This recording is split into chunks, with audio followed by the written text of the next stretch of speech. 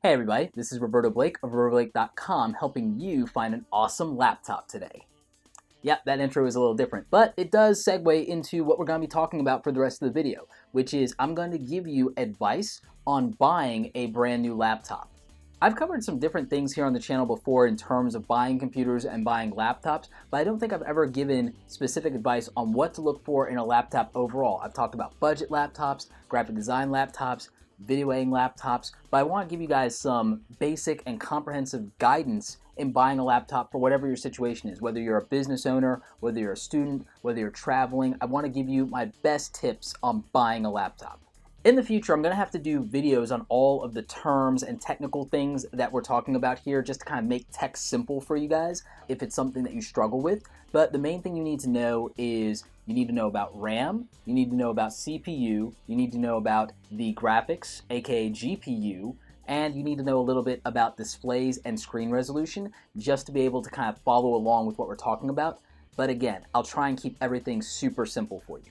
So one of the first immediate things you have to figure out when you're going to buy a laptop is what your budget is. Your budget is actually going to dictate everything else for the most part. It's going to dictate everything from the power and the specs to whether you get a Windows laptop or a Mac. The budget really does matter, and you have to figure that out before anything else. Whatever your other preferences are, whatever you think you need to do with this, it doesn't matter if you don't have the budget for it. If your budget is under $500 or $600, you're going to have to get a budget laptop. On a budget laptop, you're going to have to make a couple of compromises and sacrifices. The number one sacrifice you're going to have to make is the GPU. You're not going to get a dedicated video graphics card, which means that if you're buying this laptop with gaming or very, very high-end video editing in mind, then it's probably not going to be an option. You're also probably going to have a limit of about 8 gigs of RAM, which means that if you're going to do super intensive graphics or image manipulation, special effects, that's kind of off the table. You can do some of these things at a very general level, like some of the stuff I do here at the YouTube channel, including video editing, color grading, Photoshop for print, web, digital. You can do all that stuff on a budget laptop. I've been doing it that way on and off for years, and it works out just fine. So if you're sacrificing a graphics card and you're settling for 8 gigs of RAM, understand you can still do professional high-end work on that laptop. It just may not be as fast as you like or are comfortable with, but you can still get the job done and it'll work out for you. Again, if you're not playing video games, a dedicated graphics card doesn't matter as much. If you're not rendering or editing 4K video, a dedicated graphics card just doesn't matter as much. Will the experience be better? Absolutely. But if you don't have the budget for it, you just don't have the budget for it. In this price range, you can still get a great processor though, and that's going to really affect more of your productivity than anything else. If you at least have 6 to 8 gigs of RAM in there, you'll be fine. So what that will get you is probably an i5 or an i7 processor.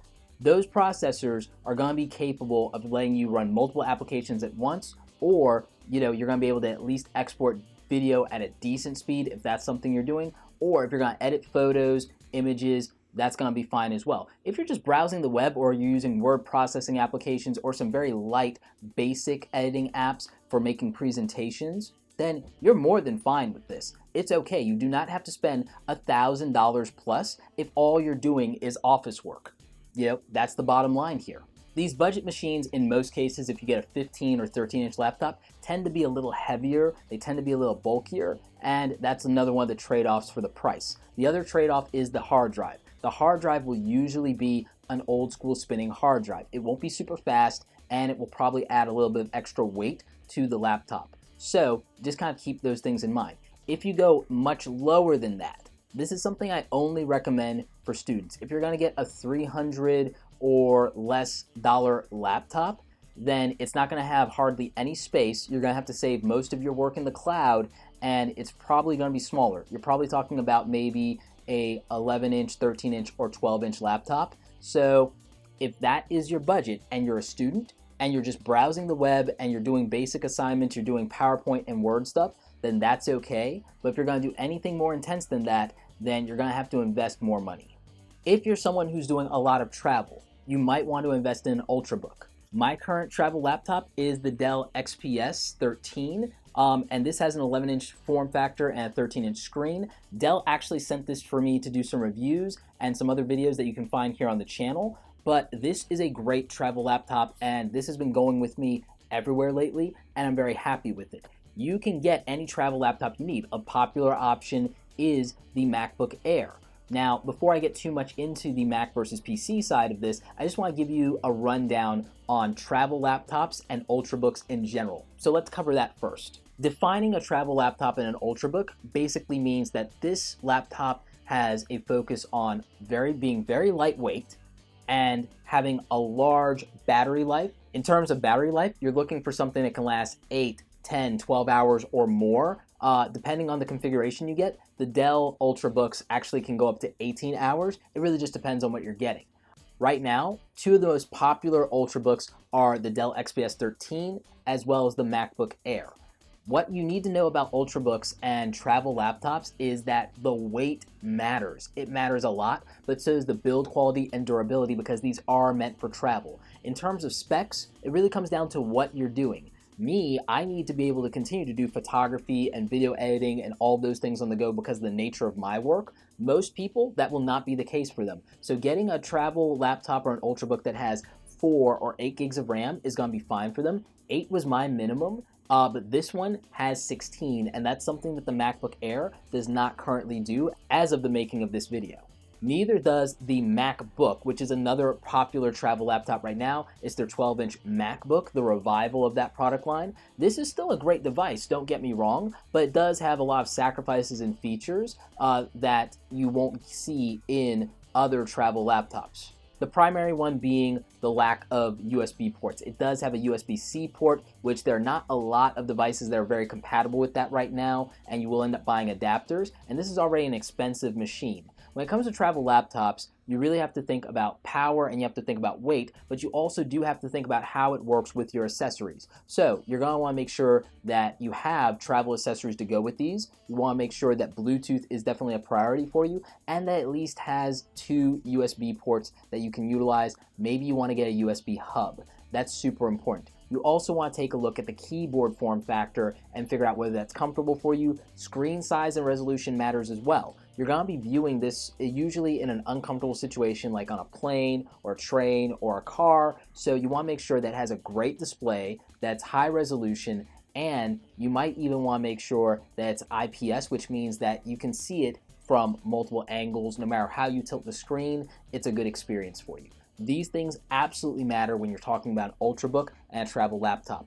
Again, where budget is concerned, this gets a little pricey sometimes. The MacBook Air product line is very pricey, I think, for what you get. The MacBook Air's display is not great. The new MacBook's display is fantastic, but the trade-off there is you don't have a lot of the features and the accessory capabilities that you have based on the lack of USB ports, the lack of display ports, etc. So I would still say that the MacBook Air in many cases is still superior in my mind for practicality to the MacBook, but beyond both of them, I would say something like the Dell XPS or even the Asus line of ZenBooks could be a little better.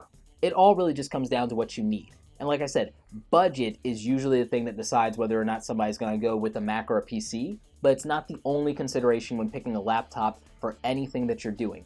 If you have the budget to get a Mac and you really love that experience, then you absolutely should, but only if you have the budget. If you really need to get some work done or you need something done and you feel like you want the most bang for your buck, do not feel compelled to get a Mac just because of what you're hearing in the marketplace or the user experience. There are beautiful laptops from a lot of companies, including Asus and Dell, and they look just as beautiful and have just as great an experience as a Mac when it comes to the hardware and the performance. The operating system is where a lot of people decide to draw a line in the sand, and as someone who uses both Windows and Mac every single day, I can tell you that the experience of Windows 10 is really not that bad, and you do get some things that you don't get with the Mac OS currently. Currently, the Mac OS has no voice-activated features, and that is kind of something very interesting considering the amazing job they did with Siri for the iOS. I really am upset that the Mac operating system for both desktops and laptops does not have voice-activated features like Siri, but the Windows laptops absolutely do via Cortana. And I've been really taking advantage of this to set reminders in my calendar and to really just utilize the features for productivity.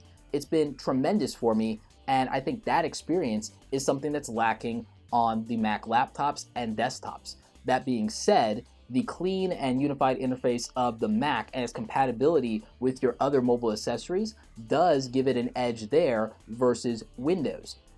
Almost nobody's using a Windows Phone, let's just be honest about that. So if you're already invested in the Mac ecosystem and in iOS very heavily, then you might take that into consideration when you're purchasing a laptop and choosing a Mac. I have an iPhone and I have an iPad. I used to have an iPod before that was stolen. And so there is a reason, if that's your situation, to go with a Mac laptop. On the other hand, I haven't had any real issues in getting these products to work the way that I want to with my Windows machines. So just take that with a grain of salt and make an informed decision based on what suits your preferences, the hardware ecosystem that you're comfortable with, the software that you prefer. You have to make that decision for yourself, but budget and the practicality and productivity side can weigh into this just based on whether or not you're doing business or what your creative capabilities are or just what you're really comfortable with.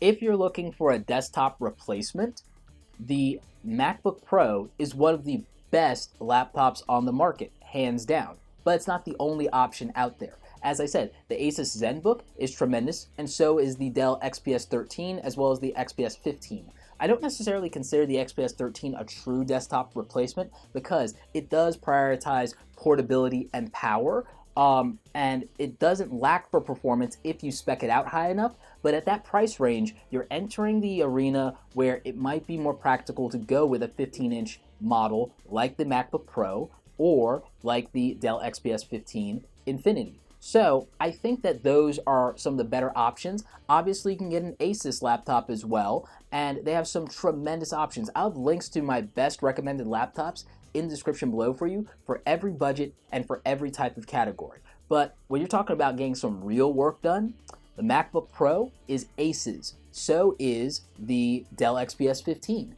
They're both tremendous laptops and can crush video editing. They can crush Photoshop. They can crush After Effects. You can even get some 3D artwork and rendering done in them. So I think that these are fantastic options if you're looking for a laptop. In terms of specs, you should be looking at going with between 8 and 16 gigs of RAM. I'm always going to prefer 16 gigs of RAM. I know that the Adobe and the Autodesk and all the other high-intensity softwares out there for creative development take up RAM. They are RAM hogs, and they also eat up processing power. You're going to want an i7 quad-core processor in whatever machine you're getting if that's the type of work you're doing. And if you're not doing that type of work, these machines frankly are overkill. You could really get something under $1,000 if you're not doing high-level production work, if you're not doing video editing, photo editing, image manipulation. You really could just save a ton of money and not get one of these fancy laptops. I really wish you would. For the price difference, you could get so many great accessories, you could invest in your software, so I think you really just need to look at practicality when buying a laptop and not worry about the optics or impressing people. You're here to use this thing to get work done, for the most part anyway. The entry-level MacBook Pro models are using integrated graphics from Intel. They are using the Intel Iris and the Intel Iris Pro, but remember, these are still integrated graphics. They are on the motherboard. They're not a dedicated discrete graphics card like you would get from AMD or NVIDIA. So that actually is an entry-level weakness of the MacBook Pro product line. However, the more expensive models do have the dedicated GPU, and I think those go up to 2 gigs of RAM in most cases, usually from NVIDIA or AMD, just depending on what you're getting. In the MacBook line, as far as MacBook Pros, I'm almost positive it's still NVIDIA. I do know that in the desktop models, they've kind of moved to AMD. So you'll just have to confirm which one of those you're getting based on what year you're buying the laptop from. Remember, refurbed MacBook Pros are still fantastic. So if you want to get one of the older models, it is actually a great deal, and you can save a ton of money by doing that. Competitively though, same price point, you can get something even more powerful in a Windows laptop if you're okay with the operating system. So again, feel like you can get whatever you feel you need to based on the performance, the specs, the hardware, and if you're okay with the user experience, then, have at it and save a couple of bucks and get more for your money, get the real value out of it. But again, when you're buying these things, if you're doing the type of work I'm doing, the type of work I'm talking about here, mostly video editing, photo manipulation, those kind of things, i7 processors, 16 gigs of RAM, maybe a dedicated graphics card or at least an Intel Iris or Iris Pro would be beneficial. The SSD hard drives, solid state drives, those actually matter because they'll be faster for your data transfers, boot times, and it can really improve your user experience, and it'll give you peace of mind because the laptop will last a little bit longer and it'll be able to take impact better. The displays on these are fantastic. With the MacBook line, you're getting the Retina display and it can export true 4K resolution to an external monitor. With the Dell and Asus models, you get the same thing. So that is something to keep in mind. What I will say about the new Dell models is they are packing Thunderbolt 3 capability. So if you want a future-proof and if you need high-speed transfers to external drives, that could be something to consider. Again, I'll have links for my best recommended laptops for everything in the description below.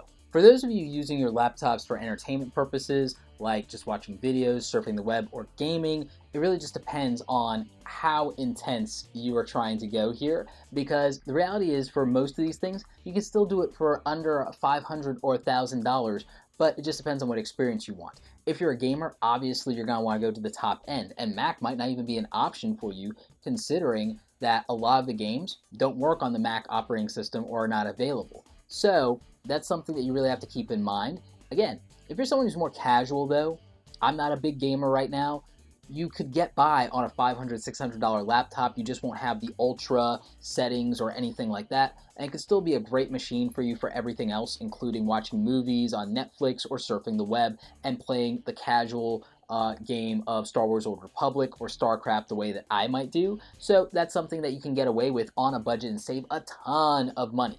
But if you're trying to do quote-unquote real gaming or whatever it is, then maybe a laptop like the Razer would be good for you. Maybe an Asus ROG, Republic of Gamers, maybe that model of laptop would be better for you. I have a lot of friends who actually do that, and this also doubles as their video editing and Photoshop machine. So if that's the kind of thing that you're doing, then those could be great solutions for you, and I have some links to those. Now, what I will say is that displays and graphics cards do matter when it comes to gaming and getting those ultra high K settings. So you want to get a graphics card in your laptop that has somewhere from 2 to 4 gigs of dedicated memory for the video. So that's something that's going to be super important for you. I would say steer for 16 gigs of RAM. 8 you get by, but you're really going to want 16. You're going to want to have the solid state drives in there, so make sure you're looking for that. And i7 processors. You know, there's no point in really having the conversation if you're talking about high-end gaming without those specs as your minimum.